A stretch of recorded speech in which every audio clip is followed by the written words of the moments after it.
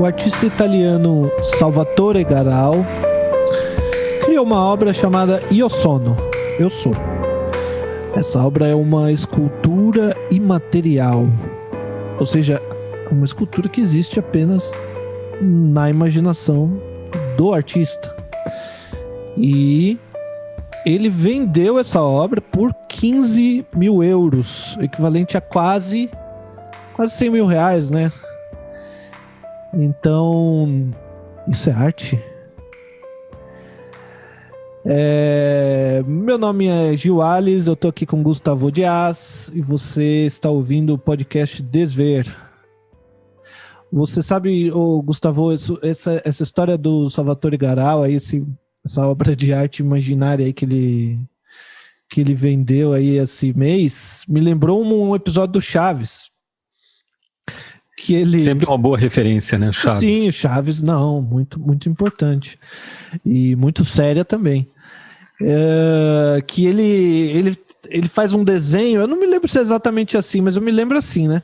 Ele faz um desenho e aí o professor Girafales pergunta: o que você desenhou aí, Chaves? Aí ele fala: uma vaca no pasto. Ele fala: mas Chaves, aqui é um papel em branco, não tem nada desenhado aqui. Ele fala: não, porque a vaca foi embora. Tá, mas e o pasto? A vaca comeu. É um desfecho maravilhoso, né? Genial. Mas tem uma história aí, né, que dá pra gente contar sobre essa obra do Garau. Não tem, e acho que é isso que está sendo pouco comentado, porque é sempre isso que acontece nessas efemérides, né? A notícia, a headline é tão impactante que daí a gente esquece de contextualizar ela. Porque quando você contextualiza a obra do Garau, ela não só passa a fazer um certo sentido, né? Como também é ser assim não ser algo exatamente tão radical, né? Ela é relativizada pelos seus antecessores e pelo contexto que a cerca, né? Então, a gente vai aqui, obviamente, o podcast é sempre uma conversa, né? Um bate-papo, um debate. Então, embora os dados que a gente passe sejam dados factuais, não é fake news, mas não vai servir, obviamente, como um assunto acadêmico, né? A gente não vai tratar dessa forma, assim, os assuntos. Mas vamos dar algumas impressões. É igual comentarista de futebol, assim, né? Aquele programa de futebol tem o jogo da semana, ali o cara dá uma... fala umas vezes, só que a gente, em vez de falar só do jogo da semana, a gente fala do jogo que aconteceu nos anos 60, um jogo que aconteceu... Exato. São, então, assim, impressões que a gente vai tendo a partir do que a gente sabe, a partir desses notícias, né, que eventualmente vão aparecendo aí no terreno da arte, que são muito debatidas, então não pode passar batido, e sempre tendo a perspectiva do desver, né, que é essa metodologia, digamos assim, que a gente usa para analisar os fatos desses contextos da arte. Bom, eu vou tentar rapidamente falar o que seria assim, a arte do Garau em seu contexto geral, porque assim, ela se inscreve dentro do que a gente chama de arte conceitual. Isso é uma evidência, né? Não precisa ler para saber, né? É uma obra cujo conceito, ou seja, cuja proposta do artista é válida ela mesma enquanto arte. Ela garante por si mesma que aquilo é arte, né? A arte conceitual nasce, a primeira dela, talvez, muito provavelmente, tenha sido a de famoso, né, Urinol, do Marcel Duchamp. Duchamp, esse artista francês, do comecinho do século XX, em 1917, assina com o pseudônimo Harry Mutt um urinol. Um urinol é um vaso de uma privada, né, dessas de banheiro público, que ele comprou numa loja de construção na época e mandou para uma seleção de assim, arte independente, arte nova e uma certa seleção cuja curadoria dizia expressamente que ia aceitar todos os trabalhos inscritos. Uhum. Ou seja, não ia ter curadoria. Essa era a grande novidade naquele momento. Isso é Nova York, 1917. Então é um contexto muito radical digamos, essa proposta aí de curadoria, né? E o urinol do Duchamp, quando chegou na frente dos jurados, eles mesmos, assim, deram um certo curto-circuito, porque tudo bem que eles esperavam livre expressão artística, mas não um urinol.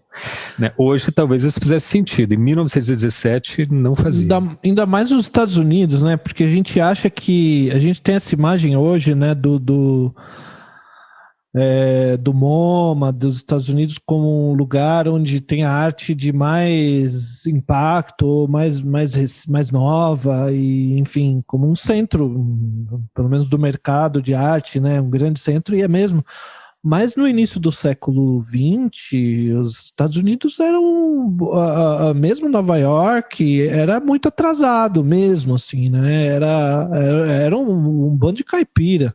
Eles não conheciam mesmo da arte moderna. Foi chegar nos Estados Unidos no Armory Show em 1913. Então imagina, de 1913 para 1917, em 1913 eles estavam conhecendo Paul Cézanne. Em 1913 eles estavam vendo, sabe, Picasso pela primeira vez. Para 5 anos depois, menos de 5 anos depois, o cara chegar com urinol, era uma coisa absurda. Absolutamente revolucionário quando você pensa justamente nessa, digamos, esse contexto populacional norte-americano do começo do século XX, né, composto de racistas, absolutamente conservadores, né, que tinham recém passado por uma guerra civil. Quer dizer, foi só depois da guerra mesmo que a arte moderna entrou nos Estados Unidos, né? E daí começou a, de fato, ser efetivamente produzido lá e etc. Mas aí o Duchamp foi um fio desencapado na história da arte, né? Porque ele faz o urinol em 1917. Para terminar a historinha, esse urinol é exposto, porque afinal a proposta da curadoria era esse. Só que eles expõem o urinol meio assim no fundo, sabe, como lá atrás de uns negócios. Quer dizer, é uma exposição eles expõem não expondo, né? Expõem sem mostrar. E o Duchamp achou aquilo um insulto, porque afinal a curadoria era livre, e daí fez aquilo ali acabou se tornando uma novidade, né? E isso gerou uma reação na arte que o Duchamp soube muito bem aproveitar para seu próprio benefício, né? E, enfim, mas foi uma proposição muito precoce, eu diria, na arte, porque a arte conceitual, de fato, vai acontecer em 1961, ou seja, num contexto absolutamente diferente, ainda nos Estados Unidos, ainda girando ali em torno de Nova York, né? Mas a palavra arte conceitual aparece em 1961, onde esse movimento, de fato, assim, digamos, se configura, né? Na época do Duchamp, era meio que só ele, né? Ele e poucos nomes, assim, mas especialmente na Europa, que fizeram alguns trabalhos nesse sentido, os quais a gente vai eventualmente comentar aqui nesse episódio.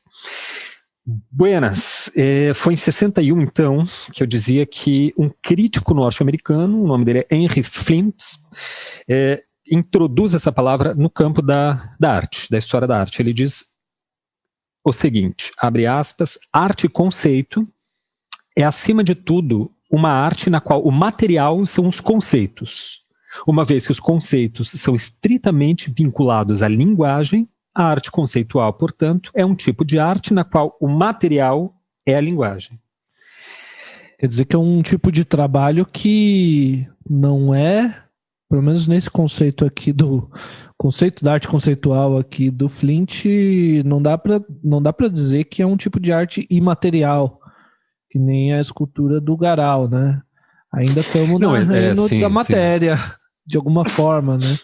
Exato. Ainda sempre teve no contexto de surgimento da arte conceitual, um lastro material da obra, né? O que acontece, assim, né? Se a arte está de fato na linguagem, ou seja, não mais na peça, na obra em si, tanto que ela para de ser chamada de obra, porque, né, esse termo obra está investida de uma tradição artesanal, do fazer, né? Agora a arte se deslocava desse fazer, desse domínio técnico que cria um desenho, que cria uma sinfonia, que cria uma escultura, e passa a estar situada num terreno assim da própria proposição do artista. Então, o fato de o Duchamp tirar um urinol de uma loja e botar no museu, essa proposição, né, essa provocação dele, o ato em si é o gesto artístico. Então, existe uma base material, no caso é o urinol, só que nesse contexto aí de 1961 para frente, essa base material vai cada vez mais se dissolvendo. Né?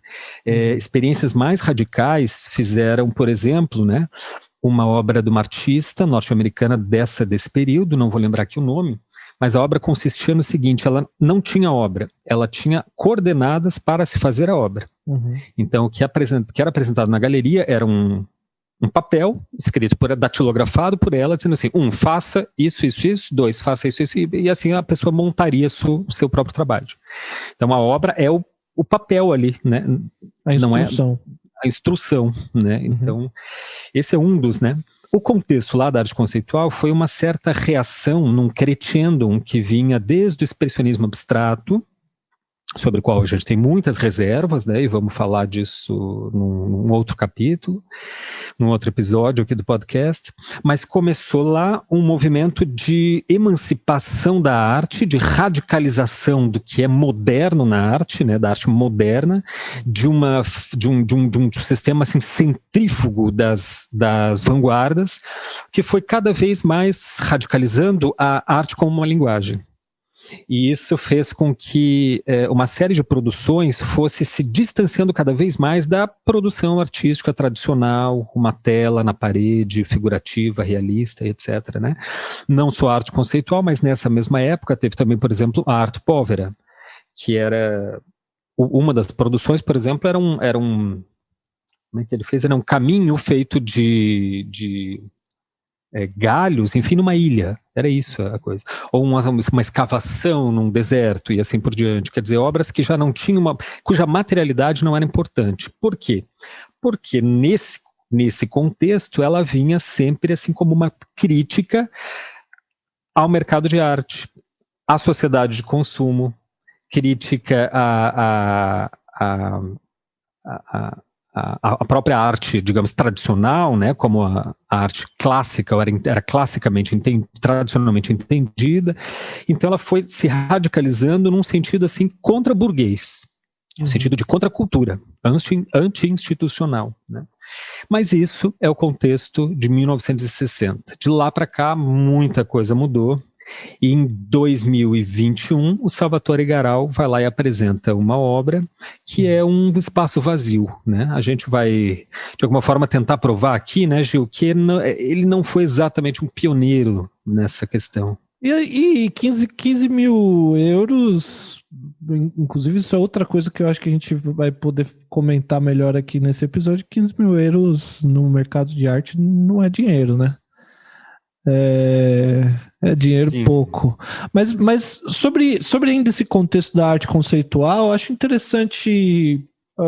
Tô me lembrando de um trabalho de um crítico de arte chamado Hal Foster, onde ele apresenta uma historiografia assim de uma certa crítica do realismo, no qual ele mostra como diversos movimentos de arte foram criticando a própria noção do real e tentando compreender novamente, ou compreender de outro jeito, a própria noção do real na arte. Então, você tem ali desde o trabalho dos modernistas mesmo, enfim, a gente já falou bastante em outros episódios do surrealismo, o modo como eles distorciam a realidade, tarará, mas quando chega na arte conceitual, é meio que uma radicalização dessa crítica do real como mera mimesis, né? Mera cópia da percepção visual, né? Para um real que é o real do conceito, ou seja, o real do pensamento, né? E quando a gente fala de material, né, você leu ali no conceito do Flint, ali, enfim, relacionado ao Fluxus. o que é material são os conceitos. É algo muito estranho. O material são os conceitos. É algo muito estranho porque eu acho que a própria definição filosófica de materialismo, quando você vai retomar, né, ali pelo menos desde do Marx e do Feuerbach antes dele, a noção de material, de materialismo, vem justamente, o ponto de partida é aquilo que não é o meu pensamento. Assim que se define o que é material.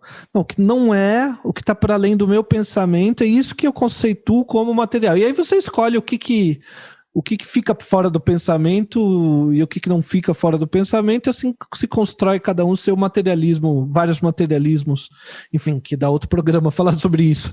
Sim. Mas me parece muito estranho você pensar no conceito como um tipo de material. Eu acho que ele está usando a palavra material aqui de um jeito muito estranho, né? Mas material no sentido de fonte, talvez, né? De matéria-prima, nesse sentido. Eu acho que ele se refere ali aos materiais expressivos, como a tinta, carvão, crayon e no caso ali, a própria linguagem. Só que assim, né? Essa crítica naquele contexto da década de 60, da arte conceitual, tinha um certo assim, objetivo bastante claro, que era inviabilizar que houvesse um objeto que pudesse então ser apropriado. Porque a apropriação do objeto pelo colecionador, pela galeria, enfim, né, que era uma forma de mercadejar com a arte. Né? Então, se criticando o mercado de arte, você criaria o quê? Uma obra que fosse impossível de pegar, uma obra que fosse numa ilha, uma obra que fosse num rio, uma obra que fosse, né, imaterial. Claro, a ideia é o seguinte, ainda tinha um registro que seja uma foto, né, como a performance, por exemplo, é uma coisa que você não... Né, hoje são vendidas as performances, né? Mas o que você tem é um registro dela. Então sempre tinha alguma coisa que podia ser ainda apropriado pelo galerista para vender. O Garau introduz uma certa novidade que assim não... Bom, na verdade tem, né? Ele emite um certificado, sim, de autenticidade para o comprador, né? Sim. Então realmente não é exatamente... Não tem novidade nenhuma. Tem a frase do Saul-Levy, né, que ele vai também definindo assim a arte conceitual, né? A própria ideia, mesmo se não é tornada visual, é uma obra de arte tanto quanto qualquer produto. Isso disse um artista, né, conceitual também, Saul-Levy, muito importante nesse mesmo contexto. Bom, acho que a gente tem que ler a obra do Garau, assim, como eu dizia, né, relativizado pelo tempo. Porque o que há de original nessa obra do Garau, sabe o que eu acho que é, Gil? O desconhecimento sobre a arte conceitual da década de 60 ou né, do passado, desses artistas que a gente vai trazer mais para frente. Quer dizer, como se faz muito tempo que não se faz algo assim, algo tão ousado, então aí fica assim, um evento, né? Isso gera uma polêmica. E a própria polêmica, às vezes, é o que aquece o mercado de arte, o que sobrevaloriza a obra e tal, né? Essa obra certamente vai ser revendida, foi comprada por um colecionador que certamente não é um idiota, né? Ele arrematou num leilão sabendo que aquilo ali ele ia revender por muito mais, né? Claro. Ainda mais agora que a obra está mais famosa, né? E o artista. Então, é curioso, né? Porque é uma obra que... começou um estilo artístico, arte conceitual, que começa como uma crítica radical ao capitalismo e ao mercado de arte, se torna a própria entronização dessa contemporaneidade pós-moderna e, portanto, neoliberal.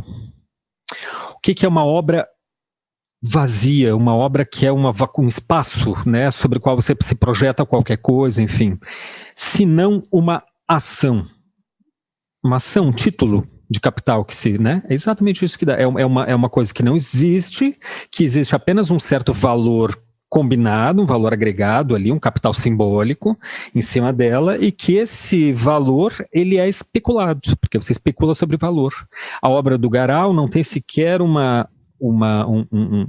lastro de produtivo, né, de materiais expressivos, que possam, assim, digamos, informar um certo valor. Porque vocês sabem que uma forma de medir, de precificar a arte é a partir dos materiais expressivos utilizados. Né? Tem muitos artistas que fazem isso, artistas mais da tradição, né? Por exemplo, usou tantas tintas, tantas cores, uma tela, pincéis e tal, você faz um cálculo aí, triplica, por exemplo, e dá o valor de mão de obra. Né? Então, quer dizer, a obra do Garal não tem nada disso, é pura especulação, pura, não tem nenhum lastro material que possa, assim, condicionar o valor, né? Eu tenho, assim, plena certeza que agora ela foi arrematada por 100 mil reais, é isso? 90 e poucos mil reais? Isso. Da próxima vez ela já vai ser revendida por 200, 300 mil. Uhum. Eu tenho essa... É como diz um artista, acho que ele é brasileiro, tem o Almir Mavinier, que é o seguinte: vanguarda é um micróbio que cresce na sombra. Quando vem a luz, ele já se foi. Uhum. É muito bom esse conceito de vanguarda, porque é isso daí, né? Quando surge a arte conceitual, ela surge com aquela potência, né? Ela surge com aquela coisa, mas sempre numa certa margem. Quando ela é apropriada, ela, pronto, é integrada ao sistema e acaba anulando o seu próprio sentido. Isso acontece com muitas produções de crítica, né? Não só na arte, enfim, mas... A ideia é perguntar por que o Salvatore Garal fez sucesso, né? Ou a gente acha que essa ideia é original, que nunca ninguém tinha pensado nisso, que nunca tinha sido feito na arte. Por que ele fica famoso? Porque existe um sistema de arte, um mercado institucional que faz com que pessoas como ele apareçam, né? E quer dizer, a própria a obra dele, o próprio sucesso dessa obra de ar, né, essa obra de vazio, é mais uma certa comprovação do establishment. Ele não vai contra o establishment, pelo contrário, ele surfa no establishment. Então ela não teria nada, por mais assim impactante que seja a obra, eu não vejo nela nada de exatamente revolucionário, né, do campo digamos, da crítica e da arte. Eu vejo nela, assim, certo interesse. Eu acho uma obra interessante, na verdade. No Instagram do artista, se vocês entrarem, ele tem um pequeno vídeo onde ele...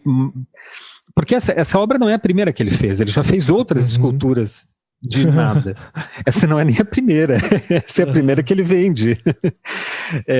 Aí tem, assim, uma delas, o que ele faz numa praça, na Itália, onde ele faz somente a demarcação, uma fita adesiva no chão, formando um quadrado, que seria... Mas daí tem, assim, alguma coisa, né?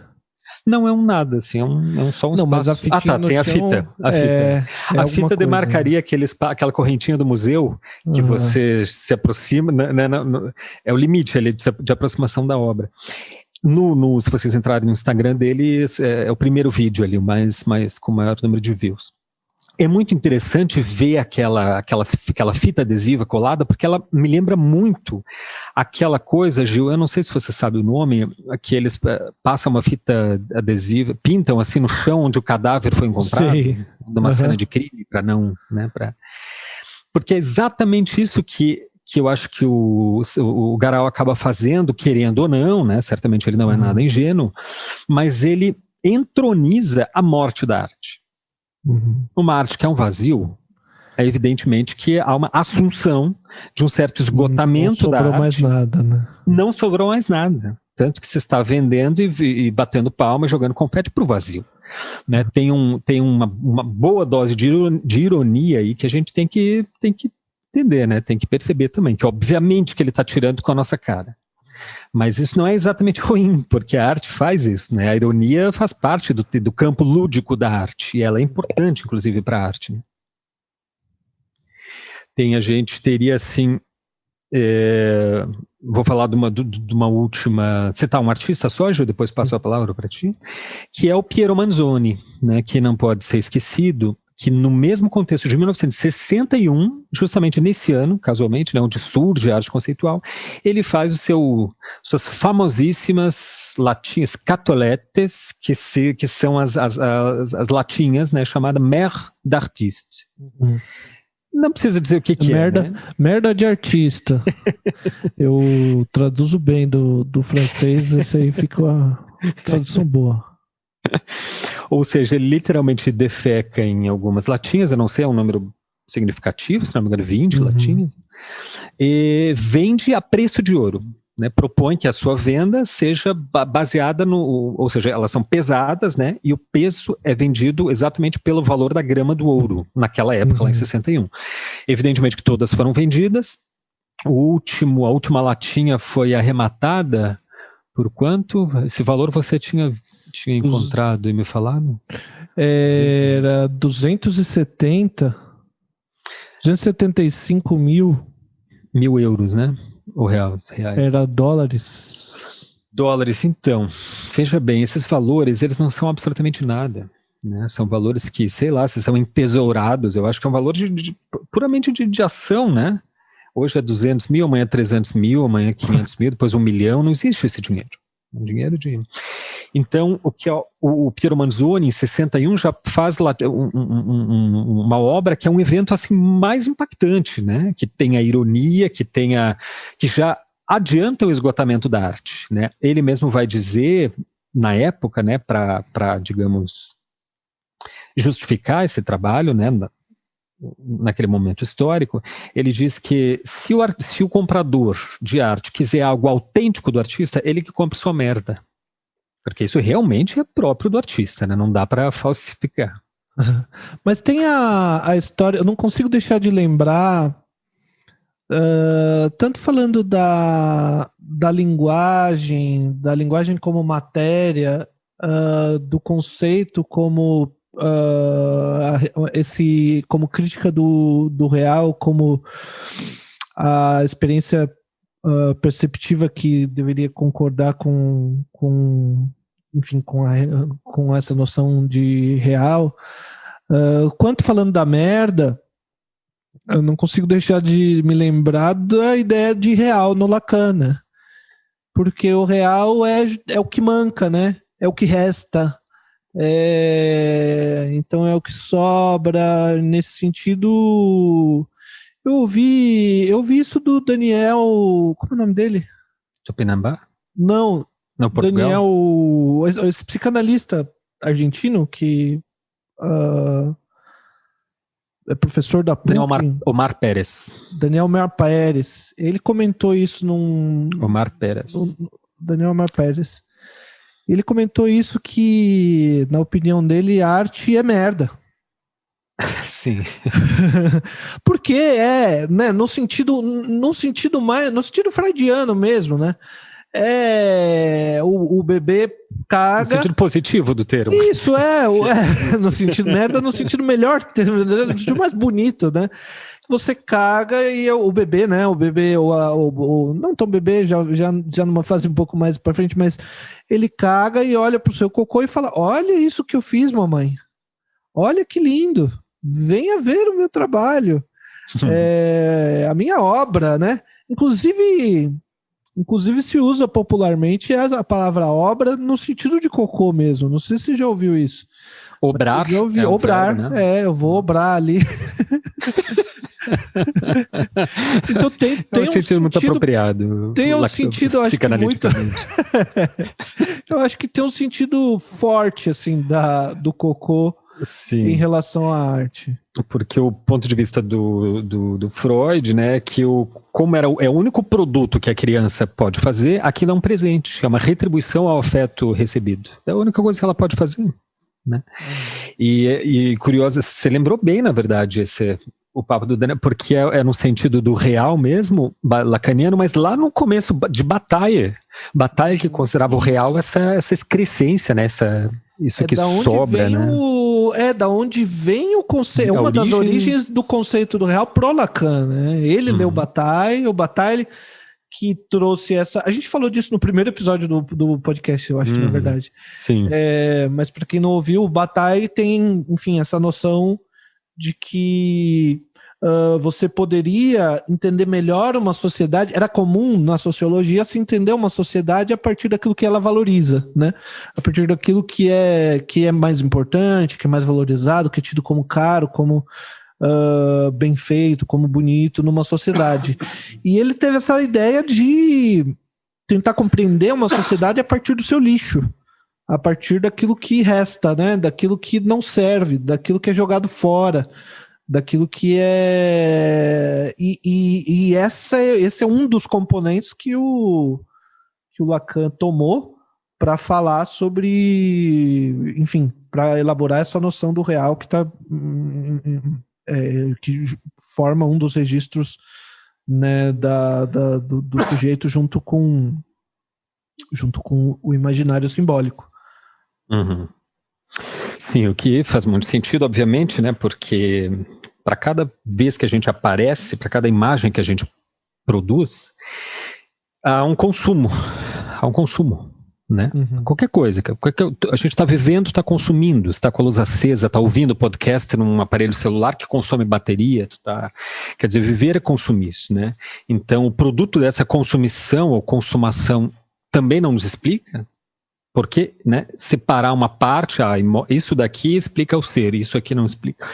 Então, esses resíduos que são incorporados, né, na leitura da existência, do ser na sua totalidade, são muito interessantes e importantes para entender esse tipo de obra aí, como as do Piero Manzoni, né, as mères d'artistes, chamadas de scatoletes, de escatologia, né.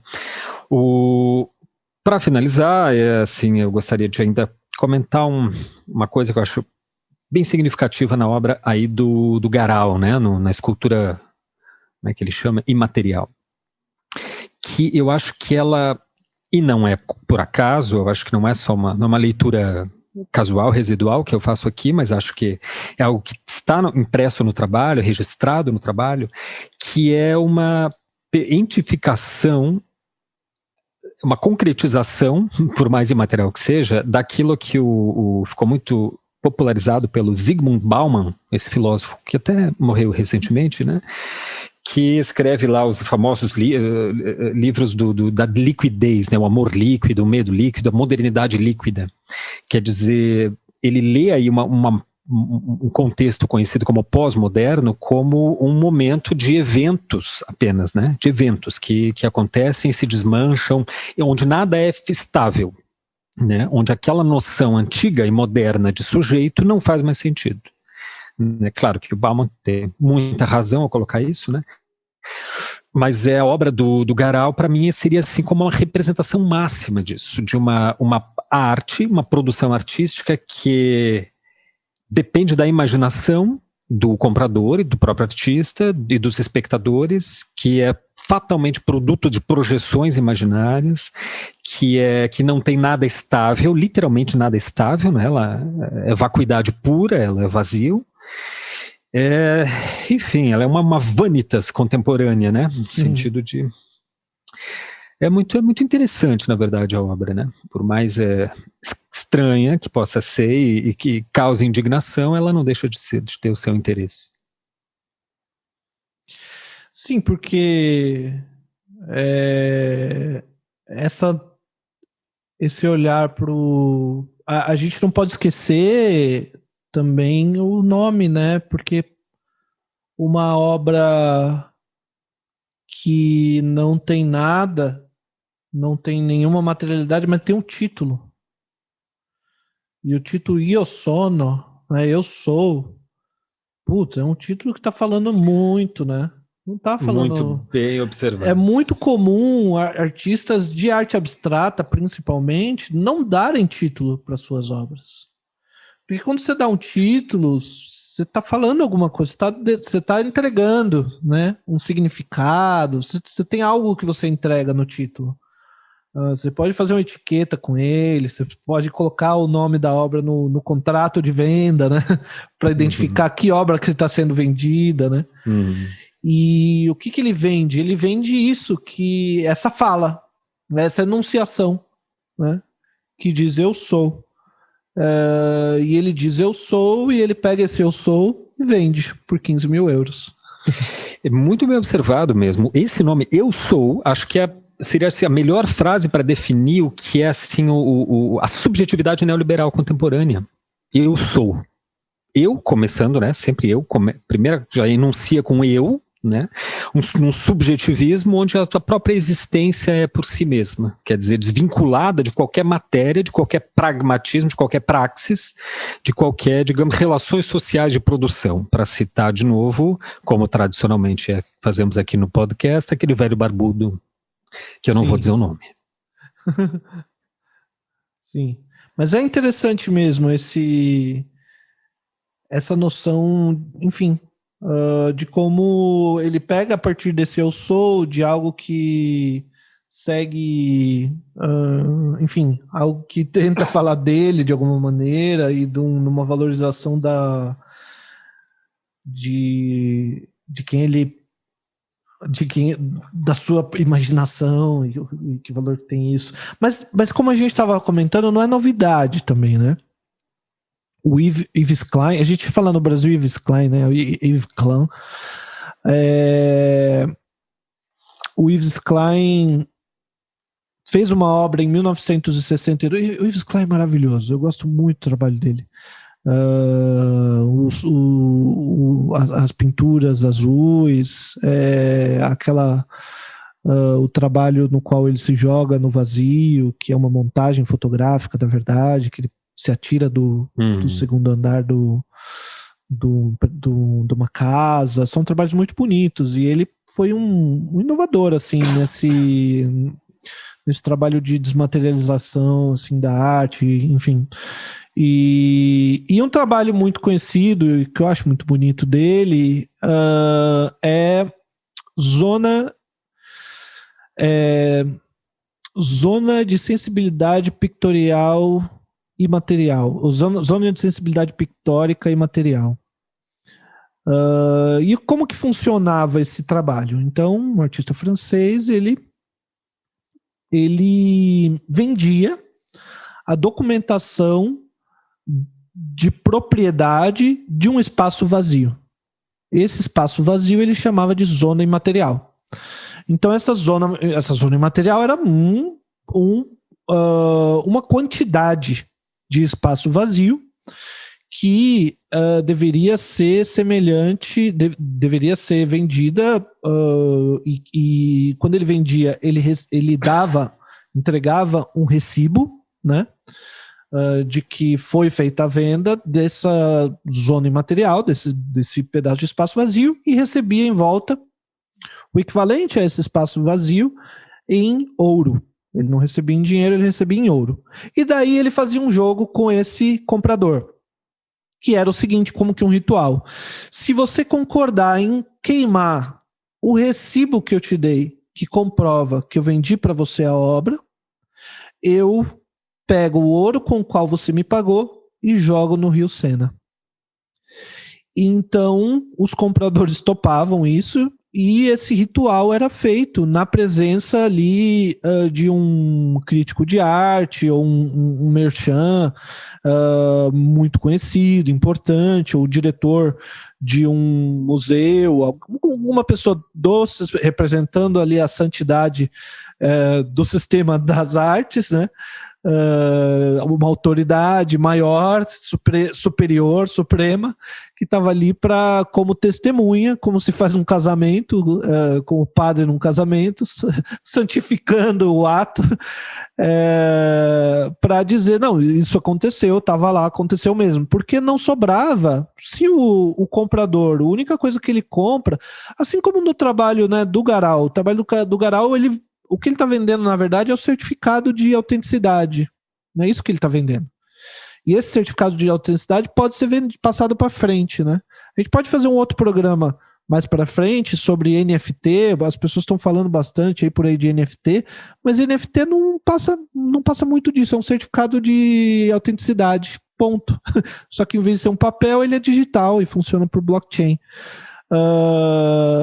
Mas, então, há muito tempo, ou pelo menos desde do Yves Klein em 1962, que se vende meramente um certificado de autenticidade, porque o certificado de autenticidade ele pode ser revendido especulativamente no sistema das artes. Mas então, quando ele propôs esse jogo, era muito interessante, porque o cara queimava o certificado, o recibo, e em contrapartida, o artista jogava fora o pagamento, né? Então ficava dos dois lados, ficava 0-0 e não sobrava nada, né? O ouro ia lá para o Rio Sena para engasgar os peixinhos e poluir o rio, porque o ouro também não é coisa que se joga fora.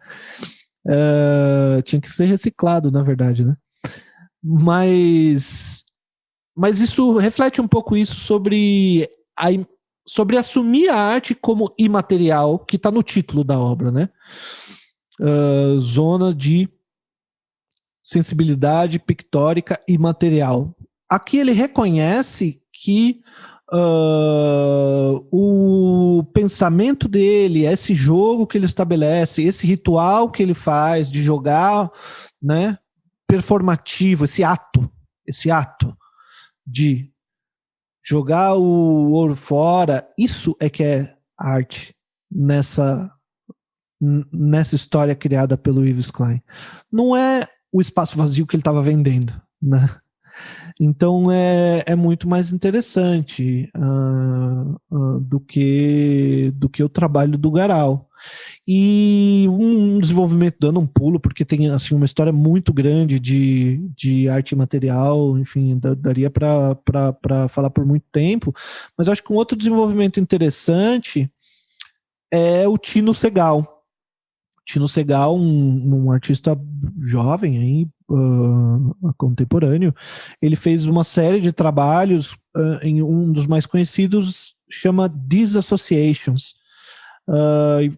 Foi em 2012, e ele geralmente é comissionado por museus, ele não precisa encontrar um comprador, mas o Tino Segal, ele tem uma ideia que me parece também bastante, é super imaterial, é um tipo de arte imaterial mesmo, mas me parece que tem uma potência também, que ele entende que a sociedade de hoje e o ambiente artístico de hoje já tem objeto demais, a gente não precisa criar mais objetos, mais coisa para as pessoas comprarem. Enfim, ele se inscreve nessa tradição da arte conceitual, mas em vez do objeto, ele não coloca uma ideia, ele coloca pessoas. E pessoas que se encontram. Então, ele junta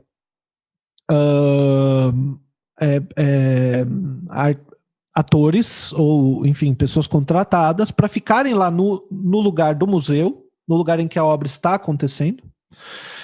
E ele propõe, então, uma ação, uma atividade, algo que vai acontecer ali. Então, às vezes tem uma coreografia, às vezes tem uma obra que é um casal se beijando e trocando carinhos, e as pessoas veem aquilo.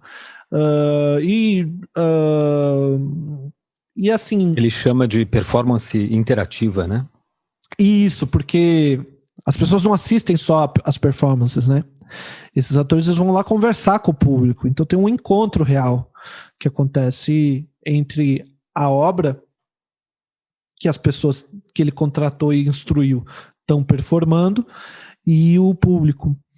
E o que também me parece interessante é que o Tino Segal ele não emite recibo, ele não permite que o trabalho seja fotografado, não permite que o trabalho seja filmado, ele não faz catálogo, ele não faz nem etiqueta de parede para acompanhar as exposições, então realmente não pode ter nada de objeto material que não seja um encontro entre pessoas. Então é também uma forma, mas assim é um trabalho bastante sério, né? Lembra muito as formas de arte relacional, né? Que são muito legais também. Pois é, então. E que às vezes tem um objetivo de construir alguma coisa, né? né? Porque daí a obra não é o final, a produção, né? É o produzir, o encontro das pessoas, etc. Tem um caso que eu conheço mais próximo, assim, é um professor meu, já falecido, José Kinsler, do Centro de Artes da UDESC, professor muito querido, enfim. Ele trabalhava com isso, arte relacional, e uma das propostas dele, ele foi até uma comunidade de pescadores. Isso é Florianópolis, né, gente? Então, os manezinhos ali, os açorianos, ainda tem muitos pescadores, famílias, comunidades que vivem da pesca. E se integrou lá à comunidade até que ele sentiu firmeza, sentiu alguma intimidade e fez uma proposta para eles de que construíssem todos juntos um barco, uma canoa. Uhum. E isso envolveu toda a comunidade durante 2, 3 meses trabalhando, né? Isso reforçou as relações entre a comunidade, que estavam se desagregando, porque são comunidades muito vulneráveis, né, pelo grande capital. Então, quer dizer, é uma obra que, ao resultado, a obra não é a canoa, é o contato, né, essas mediações e afetos que foram trocados durante o processo. É muito legal, um trabalho muito bonito, né? Muito interessante. Um trabalho feito com trabalhadores, né? Com esse tipo de comunidade. Tem um outro... dentro dessa história de arte conceitual e que a gente olha e pergunta, isso é arte, né? E que causou um estranhamento muito grande, uma polêmica grande antes do Garau, foi o Maurício Catelan, em 2019, que fez aquela banana... uma banana colado com silver tape na parede. E o nome da obra, o título da obra, e quando se trata de arte conceitual, é sempre bom a gente ficar de olho no título, o nome da obra é Comedian. Então já liga, né? Pronto, você acha que aquilo não tem nenhum propósito, nenhum sentido, é uma banana colada na parede? Tá, não é nada. Aí você, não, comediante. Ah, tá, uma banana, né? Um comediante, ele escorrega na casca da banana. Tem algum, sei lá, resolve alguma coisa. Mas ele é mas o Maurício Catelan, se você só sabe que ele fez essa obra da banana, parece que ele é um charlatão, assim.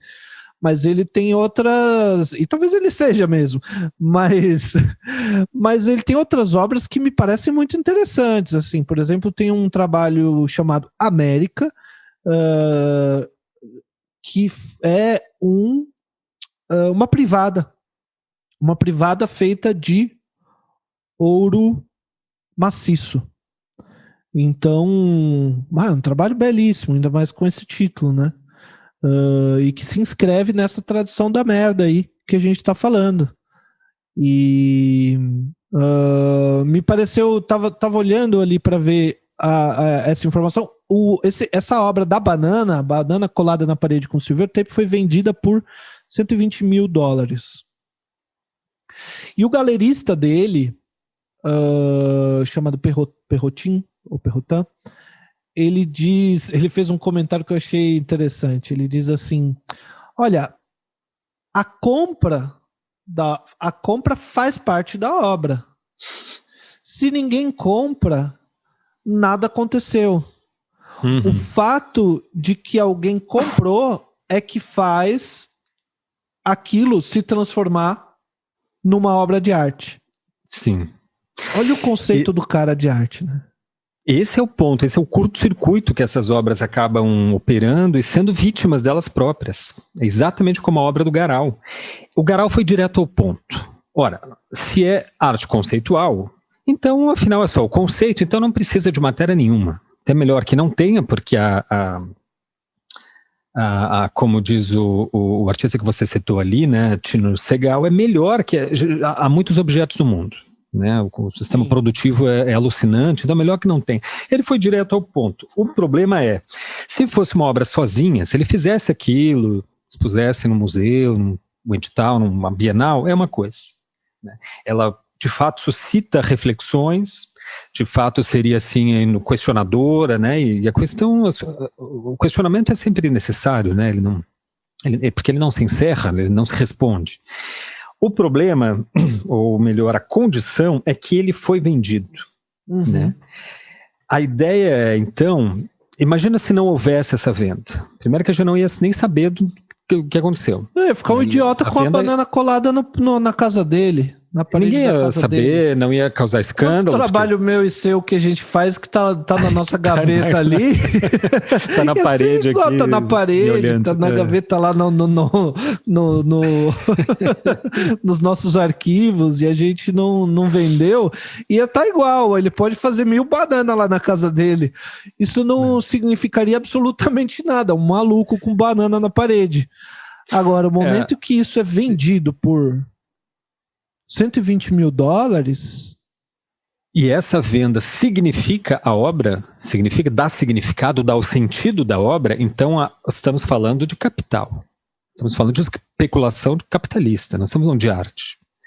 Né? Se fosse ela sozinha, como por exemplo o Yves Klein, né, que queimava o certificado e jogava no rio, se o comprador quisesse queimar o certificado, jogava o ouro recebido no rio.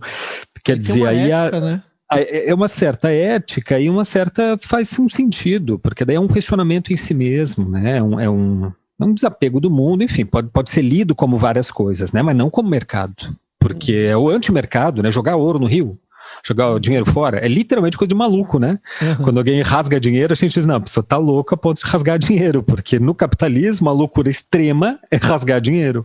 Então essa loucura, no caso do Yves Klein, pode ser lida como arte.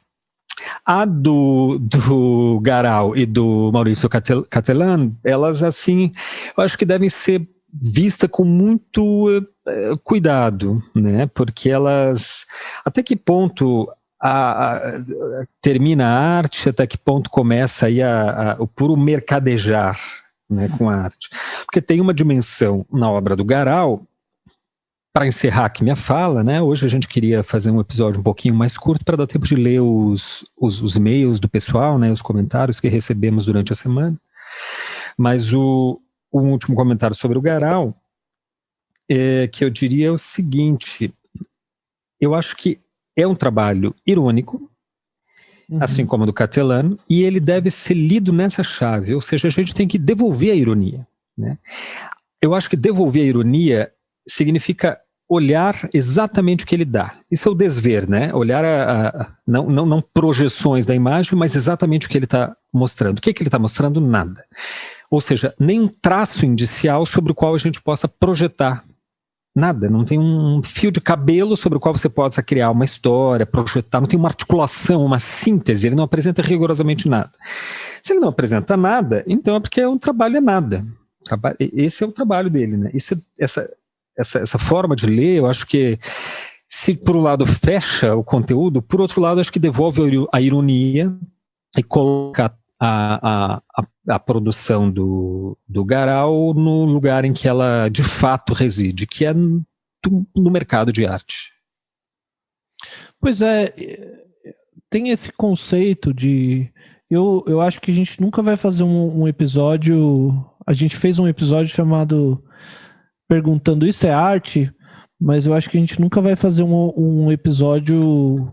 A gente coloca interrogação, né? Isso é arte, interrogação, mas eu acho que a gente nunca vai fazer um episódio chamado Isso é Arte, 2 pontos. O ponto, né? Ou seja, agora eu vou definir, eu vou dizer o que é arte... Sim. Preparem-se. Me lembro de uma frase do Gombrich, um historiador da arte, nesse livro, Uma História da Arte. Ele diz assim: você pode gostar de um trabalho, de uma obra, por qualquer motivo, mas para não gostar de alguma coisa, você precisa ter um bom motivo. Aí você precisa explicar. Perfeito. Porque essa é uma pergunta... Desculpa, continua. Não, só pensei, mas tem esse conceito do que é arte, do pessoal que trabalha mais próximo do campo de estudo dos sistemas de arte, que parte de eu acho que parte de maneira equivocada, na minha opinião, de uma teoria que tem uma densidade muito grande, que é bem mais interessante, do Bourdieu, mas no final das contas, o modo que é transmitido é assim: arte é aquilo que os galeristas, os críticos, os artistas, os diretores de museu acreditam que é arte.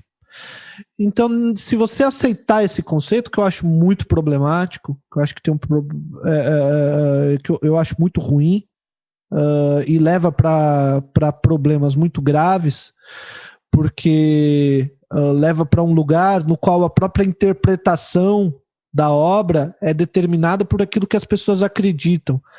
E quando você toma o que as pessoas acreditam, você tem como ponto de partida o preconceito, para começo de conversa, né?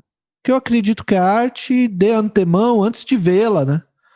É que vai ser arte ou deixar de ser arte. Mas dentro desse conceito, tá ótimo. O trabalho do Salvatore Garau foi vendido, quer dizer que ele convenceu alguém de que aquilo é arte.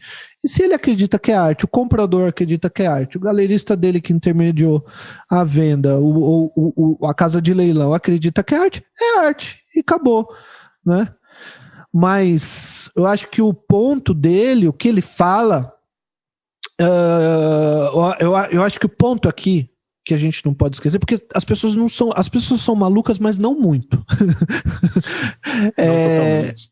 Não totalmente. Então, porque a gente olha assim, tem aquela noção que vem desde da arte moderna, que assim, até meu filho de 5 anos faz isso, né? Vê ali uma pintura do Picasso e fala, meu filho de 5 anos faz isso. Porque é um rabisco ali. E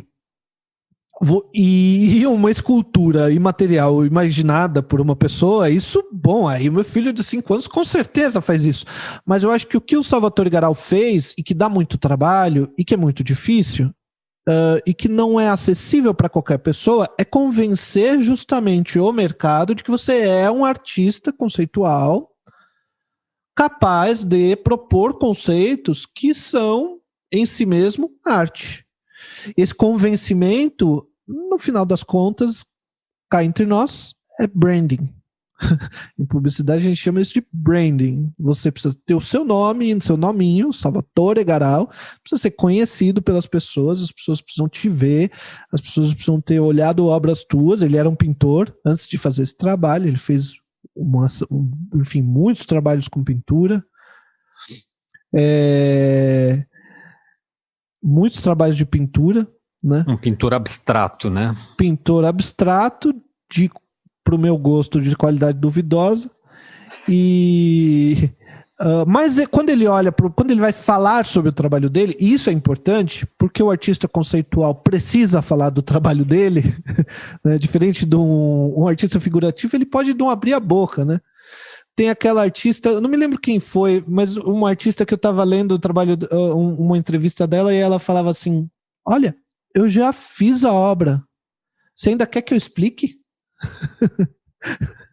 Puxa, eu já tive todo o trabalho de fazer, você ainda quer que eu explique? Você ainda quer que eu te diga o que significa? Porque o cara do entrevistador, o que significa essa obra? Mas eu já tive todo o trabalho de fazer, você ainda quer que eu explique o que significa? Pergunta para outra pessoa o que significa. E o artista conceitual, Salvatore Garau, a única coisa que ele tem é a explicação do que significa, né? Então ele dá esse nome, eu sou, né? E ele fala assim, o vácuo. Ele fala o nada, né? Uma escultura feita de nada. Então o vácuo nada mais é do que um espaço cheio de energia. Então ele vai lá para a física, para falar sobre o vazio. Então mesmo que o esvaziemos, ali não resta nada, e de acordo com o princípio de incerteza de Heisenberg, o nada tem peso.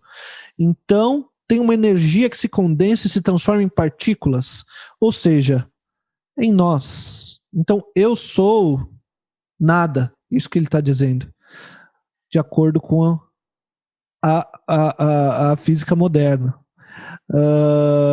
Então, ele continuando nas aspas, nas palavras do artista, ele diz assim, quando eu decido expor uma escultura imaterial em um determinado espaço, esse espaço concentrará uma certa quantidade e densidade de pensamentos em um ponto preciso, criando uma escultura que, a partir do meu título, é aí que está o ponto, né? A partir do meu título, assumirá as formas mais variadas. Ou seja, lero-lero, né? Blá, blá, blá. Blá, blá, blá, puro. Porque vamos analisar, então, fazendo um exercício de desver aqui de novo e pensar exatamente o que ele está entregando. A frase dele é que, de acordo com o princípio de incerteza de Heisenberg, né, que é um dos físicos aí proeminentes da física quântica, isso já no começo do século XX, diz que nada tem peso. Não é bem verdade, já começa aí porque ele vai inverter as coisas. A física quântica entende que a realidade que as partículas, como a partícula de luz, tem uma natureza também que é quântica, ou seja, de quantidade de energia, não de partícula, né? Ou seja, as coisas vibram tanto quanto onda, quanto partícula, dependendo da forma como você observa. Observar o fenômeno altera o fenômeno. Então, assim, o que o Heisenberg vai dizer não diz que o nada tem peso, não é bem assim. Mas beleza. Portanto, tem energia que se condensa e se transforma em partículas, ou seja, em nós. É o que a frase do Garal, né? Isso aqui, mais ou menos, né? A gente, como está num trânsito energético permanente com o universo, nesse momento aqui tem partículas se transformando, minha que vai para o meu gato, que vai para o ambiente, que volta para mim. Isso daqui é um complexo permanente, não precisa de arte para, né? Aí no final aí é puro blá blá blá mesmo, né? A última frase, tipo, criando uma escultura que a partir do meu título assumirá apenas as formas mais variadas. É até um oxímoro, né? Assumirá apenas e variadas. Não funciona isso linguisticamente, né? Quer dizer, um blá blá blá. Cara, eu ia comentar algo mais, mas acho que não sei mais o que pode sobrar. Eu ia falar sobre a pergunta. A pergunta é mais interessante, cara, que é a pergunta que a obra levanta, que é: isso é arte? Né? Por isso que a gente botou no título. Porque, assim, o que é importante saber nessa pergunta é, primeiro, saber ser esperto o suficiente para não respondê-la. Porque se você responde o que é arte, então quer dizer que existe um conceito existe uma coisa que circunscreve o conceito de arte, ou seja, tem uma explicação que você pode dar num parágrafo, o que, né, já é um primeiro problema, e depois que é você que decide o que é arte ou não.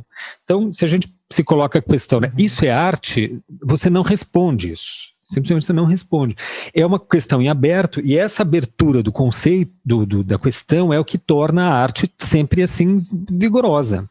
É o que faz essas efemérides acontecerem, né? Porque daí pode vir um Garal da vida e apresentar um nada como arte.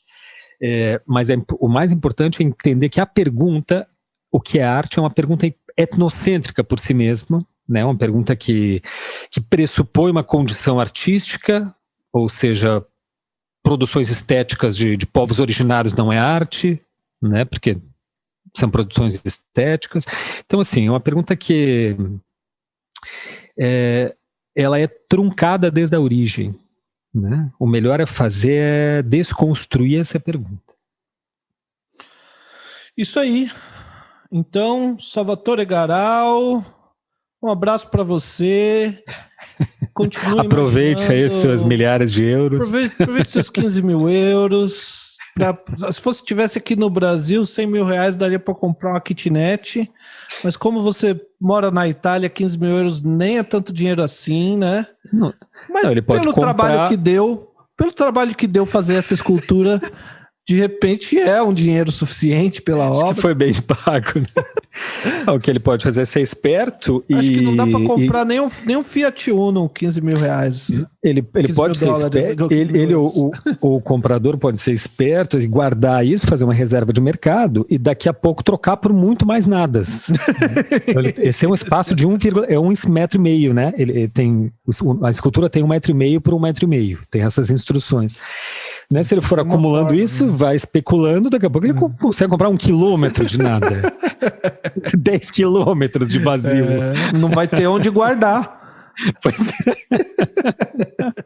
Vai ter que daí fazer um armazém para guardar um arquivo, né? Com toda a preocupação de logística, de armazenamento, de cuidado. De repente vai ter que chamar até um restaurador mais para frente. Conservação. Conservação. Chamar um restaurador. Porque faz muito tempo essa obra aqui ficou guardada, pegou um mofo. Aqui nesse cantinho. É problemático mesmo. Eu lembrei de uma obra do Piero Manzoni ainda. Isso é 1961 também. Uhum. Não minto, é por essa época, não sei precisar a data. Em que ele vendia territórios inexistentes. Uhum. Ou seja, em 1960, veja como o Garau não é nem exatamente original, né? Em 1906, pela década de 60, o Piero Manzoni já vendia, ele anunciava no jornal, vende-se um espaço de tamanho, um lote, tal, que não existe. E essa é a obra em si mesmo. Quer dizer, parece que a gente lê assim de uma forma irônica a obra do Garau, mas eu acho que essa é a chave. É a melhor chave para ler esse tipo de obra, né? Não levar tão a sério, não levar também, né, como um assunto muito acadêmico e tal, mas também é ficar num meio termo, né? Eu acho que tem uma dose de ironia saudável aí.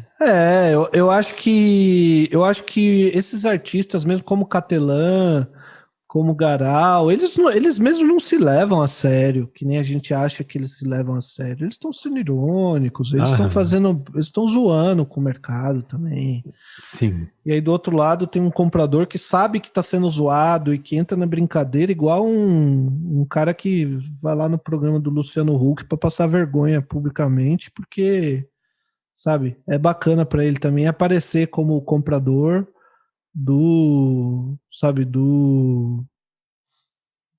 da obra que tá fazendo sucesso, porque ali na frente ele vai comprar outras obras mais interessantes e todo mundo sabe, quem tá vendendo essa obra? Aquele cara lá que comprou o Salvatore Garau. Sim. Aquela situação, sabe? O artista botou ele no mapa e o comprador botou o artista no mapa. Bom, encerramos aqui com a nossa conclusão sobre a obra do Salvatore Garau. É a seguinte. É isso. Nada, né? Acho que é uma boa conclusão. É nada. Então, a gente quer ler alguns comentários, algumas mensagens, e-mails que chegaram pra gente. Olha, eu vou te dizer, Gustavo, me deu uma satisfação muito grande receber esses e-mails. A gente sempre insiste, né, no final do programa, por favor, manda e-mail pra gente. E às vezes tem umas pessoas que escreveram pra gente falando assim, olha, eu não tenho, eu acho que eles ficaram com dó da gente, sabe, Gustavo? E a gente pediu tanto. Eu acho que o cara com dó. Pedindo.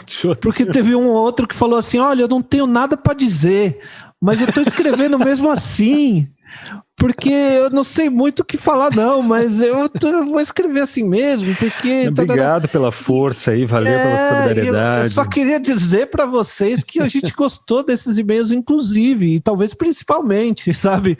Não fique preocupado assim, não, que eu tenho que ter uma grande ideia, fazer um comentário. Não!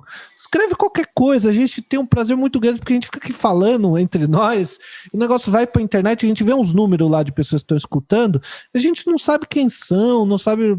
Teve um que mandou um e-mail falando assim, acho que foi o Ícaro, ele mandou um e-mail, depois ele mandou outro e-mail falando assim, eu sou um dos ouvintes de vocês. Eu achei maravilhoso. É bom esse e-mail dele, a gente podia ler de repente alguns e-mails aí, algumas mensagens. Sim, vamos ler uns trechinhos. Eu quero comentar esse e-mail do Ícaro. O Ícaro, enfim, ele comentou... Como é que ele chama? Bartalo... Que nome incrível, hein? Ícaro Bartalo Holanda Ribeiro. Nossa. Isso aí, eu só adotei o primeiro nome aí, mas... Boa. Obrigado, Gustavo. Né? Então, o Ícaro, ele, enfim, falou uma série de coisas interessantes e no final do e-mail dele, ele disse assim que ele estava comentando sobre o episódio que a gente falou sobre processo criativo. E ele comentou que o processo criativo requer contemplação. E eu acho bem interessante essa ideia. Eu mesmo sou um praticante de meditação há muitos anos E eu acho que esse lugar da contemplação tem muitos desdobramentos. A gente poderia fazer um episódio inteiro sobre contemplação. Ele tem um lugar que é da própria meditação, da própria desse silêncio, né? Ou até para manter o eixo que a gente tem falado desse vazio, só que aqui o vazio que faz parte da nossa subjetividade, não o vazio que você vende, né? O vazio que você é, o vazio que faz parte de você, e você ficar ali de frente com esse abismo que tem dentro de si, num estado de contemplação. Isso tem, acho que isso não é arte por si só e não dá para vender, mas tem um lugar da arte que nasce, ou do processo criativo de modo geral, que nasce daí, porque o ócio criativo, né, esse lugar de não fazer nada, essa inquietude que vem dessa contemplação, ela é muito criativa mesmo. E tem a contemplação Sim. como contemplação da obra também, né? Que eu acho bem importante a gente fazer, sabe? Então, Ícaro, eu acho que esse lugar da contemplação tem tanto lugar como processo criativo do artista, como de contemplação da obra mesmo, de você se colocar diante da obra, como diz um filósofo da imagem, o Jorge Gilberman, ele fala uma oposição entre saber sem ver e ver sem saber, né? Onde esse saber sem ver é a pessoa que sabe tudo já, ela entra na exposição, ela acha que ela já sabe tudo que vai ver ali, e ela chega, olha para um quadro e ela já joga um monte de conceito, história e um monte de informações sobre o quadro. E isso, bom, você vai sair dali sem nada, porque o que você jogou em cima da obra é aquilo que você já tinha. Então você pegou suas informações, jogou para cima da obra, e você vai voltar para casa com as informações que você já tinha. Isso não serve para nada. Agora, outra coisa que eu acho que tem mais a ver com contemplação, com esse pensamento de Gilberman, é esse ver sem saber, né? Que você se despojar dos seus conhecimentos, se despojar daquilo que você traz para a galeria, para o museu, na hora que você vai ver uma obra, se despojar dos seus preconceitos, daquilo que você sabe e olhar. Né? E eu acho que o desver tem muito a ver com isso. Me identifico muito desver com isso também, essa atitude, né? Você tem que fazer uma escolha, ou você sabe ou você vê, né? Exatamente como no desenhista. Mas é interessante a questão que o Ícaro levanta, muito obrigado pelos e-mails, né? Acho que ele escreve 2, e é curioso, né, que haja essa demanda pela contemplação, porque a arte conceitual começa aí. Quer dizer, as desagregações das escolas modernistas começou com uma certa reação à contemplação chamada contemplação desinteressada, porque se acreditava, né, que diante de uma bela obra, os espectadores ficavam ali como espectadores, esperando que o artista lhes desse algo, que o artista criasse todas as coisas. Então, o público ali estaria numa posição assim passiva, né? O mote para as vanguardas mais radicais do modernismo e depois do pós-modernismo foi justamente isso, não abrir espaço para a contemplação, mas justamente para a crítica, para demandar uma atitude de ação e não de contemplação do espectador. Mas é curioso como isso volta, né? Isso está retornando, porque cada vez mais eu acho que é uma demanda geral por meditação, por olhar para si, para o interior, né? Sair dessa lógica, desse esquema que o Ícaro coloca ali mesmo, né? Que é a lógica do neoliberalismo, né? Do imediatismo. Uhum. Ou seja, acho que há um retorno hoje que se reflete na arte, né? Especialmente na figuração contemporânea, né? Onde exige do espectador uma ação, mas também oferece um fruir estético, uma contemplação. Quer dizer, não é uma contemplação passiva, é uma contemplação ativa. A ideia não é você abstrair a contemplação, mas fazer com que a contemplação se torne uma atividade crítica. E é isso que eu acho que a figuração contemporânea tem de tão interessante, né? É isso aí, muito obrigado, Ícaro, Incrível esse nome aí, cara, Ícaro Bartalo. Ícaro não precisa de pseudônimos, né? Ele já nasceu com pseudônimo.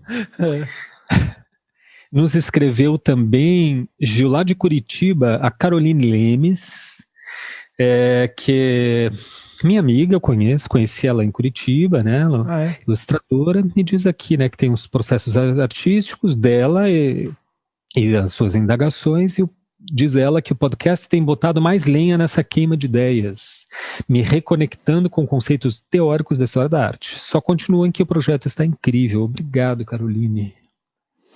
Muito legal, Caroline. Obrigado. A gente... eu fico muito feliz de, enfim, poder contribuir de alguma maneira. Tem esse outro comentário da Nan. A gente não tem como saber o nome completo dela. Tem, ela assina no final. Tem? Ah, não vi.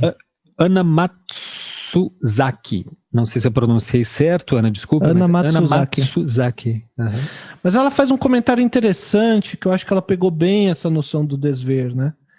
Que ela fala um pouco da sua prática de desenho, sobre como ela aprendeu o desenho de observação na faculdade. Eu também tive essa experiência lá nos anos 2000 e pouco, quando estudei design, tive ali um semestre ou dois de desenho de observação.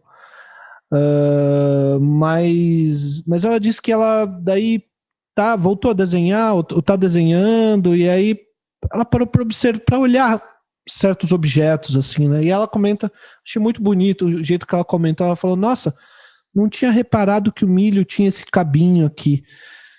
Então eu acho que aí, né, a gente desvê o conceito do milho, e eu acho que o desver é justamente o inverso, de certa forma, o inverso da arte conceitual, né? Porque o conceito do milho é aquela ideia do milho que a gente já tem, uma ideia visual do milho que é muito simplória, né?